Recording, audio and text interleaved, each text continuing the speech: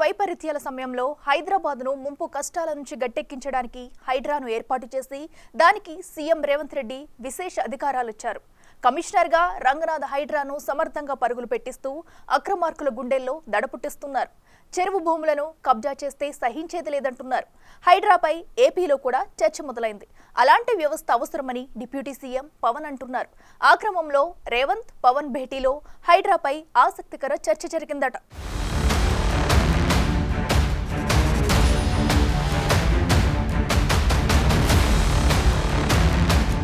పటిష్టంగా కట్టిన బిల్డింగ్లు పేకమేడల్లా కూలిపోతున్నాయి. ఆ భవంతులు ఎంత స్ట్రాంగ్గా ఉన్నా హైడ్రా బుల్డోజర్లు ఇట్టే నేల కూలుస్తున్నాయి.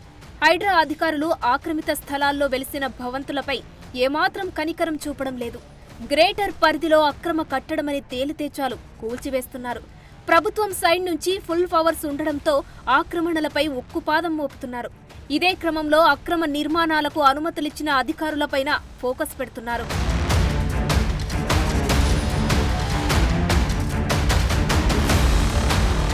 సైలెంట్ గా వచ్చిన హైడ్రా ఈ స్థాయి యాక్షన్ ప్లాన్ చేస్తుందని ఎవరూ ఊహించలేదు. ఇలాంటివి ఎన్నో చూసాం, ఇది కూడా అంతే అనుకున్నారు. కానీ సీన్ మారింది. ఓల్డ్ సిటీలో ఎంఐఎం అయినా, న్యూ సిటీలో చెరువుల్ని చెరపెట్టిన ఇతర పార్టీ నేతలైనా ఎవరైతే మాకేంటి అంటోంది హైడ్రా. హైడ్రా బుల్డోజర్ను ఆపడం ఎవరితరం కావడం లేదు. దాంతో హైడ్రాకు తెలంగాణలో యమ డిమాండ్ ఏర్పడింది. ఇక్కడే కాదు, పొరుగు రాష్ట్రాల్లోనూ ఆ మాటకొస్తే ఢిల్లీలో సైతం హైడ్రా లాంటి వ్యవస్థ కావాలనే డిమాండ్లు వినిపించాయి. ఇప్పుడు తెలంగాణ ప్రభుత్వం కీలక నిర్ణయం తీసుకుంది. రాష్ట్ర వ్యాప్తంగా హైడ్రా ఏర్పాటు చేస్తున్నట్టు ముఖ్యమంత్రి రేవంత్ రెడ్డి స్పష్టం చేశారు. నేను స్పష్టంగా అధికారులకు, ఇరిగేషన్ అధికారులకు, అగ్రికల్చర్ అధికారులకు, మున్సిపల్ అధికారులకు, మొత్తంగా కలెక్టర్లకు నేను ఆదేశాలు ఇస్తున్నా. హైదరాబాదులో ఏ విధంగా అయితే లేక్ ప్రొటెక్షన్ కోసం మనం హైడ్రా పెట్టి ఒక ప్రత్యేకంగా డ్రైవ్ మొదలు పెట్టినామో, ఇవాళ ఇది జిల్లాలకు కూడా విస్తరించాలి అని చెప్పి డిమాండ్ వస్తుంది. నేను అనేది ఏంటంటే హైదరాబాద్ పరిమితిలో ఒక ఏర్పాటు చేసిన యంత్రాంగము, జిల్లాలలో కూడా మీరు ఇట్లాంటిది ఒక సిస్టమ్ని ఎవాల్వ్ చేసుకోండి. ఎవరున్నా తొలగించాల్సిందే. ప్రకృతి మీద మనం దాడి చేస్తే ప్రకృతి మన మీద దాడి చేస్తుంది. మరోవైపు వరదలతో విజయవాడ విలవిలలాడిపోతుంది. మునుపెన్నడూ లేనంత వరద పోటెత్తడంతో బెజవాడ గజగజ వణికిపోయింది. బుడమేరు విశ్వరూపంతో విజయవాడలోని సింగునగర్ జలమయమైంది.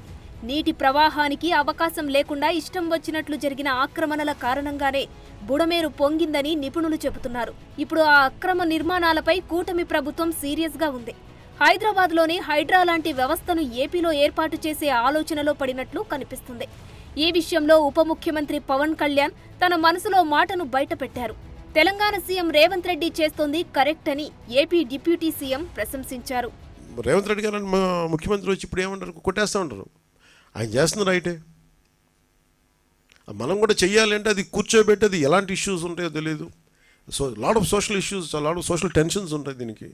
సో దీన్ని కొంత పెర్స్యూజివ్ మెథడ్స్లో చెప్పాల్సి వస్తే, కొన్నిసార్లు కొట్టాల్సి వస్తే, ఇట్ ఆల్ డిపెండ్స్. ఎందుకంటే ఒక హైబ్రిడ్ మెథడాలజీ ఆలోచించాలి, కానీ దీన్ని ఎలా హ్యాండిల్ చేయాలి అనేది కొంచెం చూడాలి. అదే సమయంలో కూల్చివేతలతో వచ్చే ఇబ్బందులపై కూడా జనసేనాని ప్రస్తావన తెచ్చారు. హైడ్రా లాంటి యాక్షన్ ఉండాల్సిందే అని, అయితే మిడిల్ క్లాస్ వారు, రిటైర్ అయిన వారు తెలియక చేసిన తప్పులను పరిగణలోనికి తీసుకోవాలని, అలాంటి నిస్సహాయులకు పునరావాసం చూపించాలని పవన్ కళ్యాణ్ అభిప్రాయపడ్డారు. ఒక 2-3 అంటే మన హైడ్రా లాగా ఒక్కటే మనకి నాకు తెలుసు పనిచేస్తుంది అని అనుకోవట్లేదు. ఎందుకు కోర్ట్స్కి వెళ్ళినప్పుడు ఎన్ని ఉంటాయి. బట్ ఏ సంథింగ్ ఒక హైడ్రా అనేది ఖచ్చితంగా అలాంటి యాక్షన్ ఖచ్చితంగా ఉండాలి. అది ఒకటి ఖచ్చితంగా ఉండాలి. చాలామంది మనకి చూస్తే చెరువులు ఆక్యుపై చేశారు, చాలామంది నాయకులు ఆక్యుపై చేశారు. అవి ఎలా కొట్టాలి? వాళ్ళకి కూర్చోబెడితే ఎవ్రీవన్ ఈజ్ పవర్ఫుల్ ఆ ఏరియాల్లో. సో వాళ్ళని కూర్చోబెట్టి కొంత కన్విన్స్ చేయాల్సి వస్తే, వాళ్ళని విల్ఫుల్గా మన భూదాన్ మూమెంట్ లాగా వాళ్ళ సొంత భూములు ఇచ్చారు.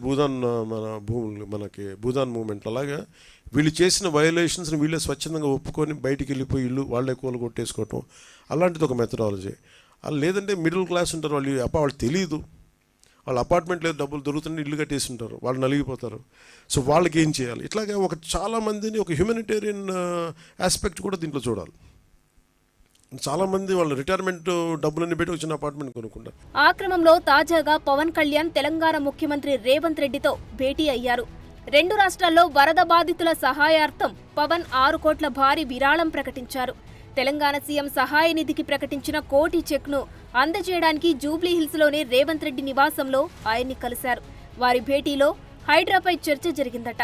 హైడ్రాను ఏర్పాటు చేసి చెరువులు, నాలాలను సంరక్షిస్తున్న రేవంత్ రెడ్డిని పవన్ కళ్యాణ్ అభినందించారట.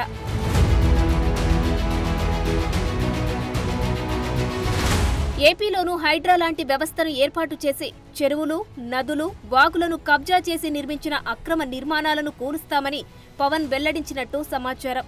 ఈ మేరకు హైడ్రా స్ఫూర్తితో ఏపీ ప్రభుత్వం కూడా చర్యలు తీసుకుంటోందని రేవంత్కు చెప్పారట. అదే సమయంలో కూల్చివేతల సమయంలోనూ పేదలు, సామాన్యుల నివాసాలకు సంబంధించి పవన్ పలు సూచనలు చేసినట్లు తెలిసింది. సరైన పునరావాసం చూపించకుండా ఇళ్లను కూల్చివేస్తే వారి బతుకులు రోడ్డున పడతాయని, ముందు పునరావాసం దిశగా చర్యలు తీసుకోవాలని ఏపీ డిప్యూటీ సీఎం సూచించారట. దానికి రేవంత్ కూడా పాజిటివ్గా రియాక్ట్ అయ్యారట. ఉమ్మడి రాష్ట్రంగా ఉన్నప్పటి నుంచి గ్రేటర్ పరిధిలో పేదల నివాసం కోసం గృహ సముదాయాలు నిర్మించారు. అప్పటి కాంగ్రెస్ హయాంలో కట్టిన ఇందిరమ్మ ఇళ్లలో కూడా చాలా వరకు ఇంతవరకు పంపిణీ చేయలేదు. అలాంటివి గ్రేటర్ పరిధిలోనే దాదాపు 80,000 వరకు ఉన్నట్లు రికార్డులు చెప్తున్నాయి. నిరుపయోగంగా ఉన్న వాటికి రిపేర్లు చేసి రెడీ చేస్తే 80,000 కుటుంబాలకు నిలువ నీడ దొరుకుతుంది.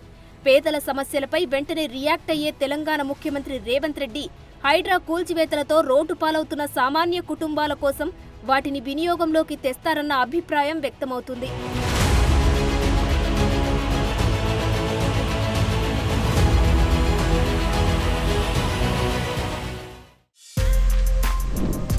For more videos like this, subscribe Big TV channel.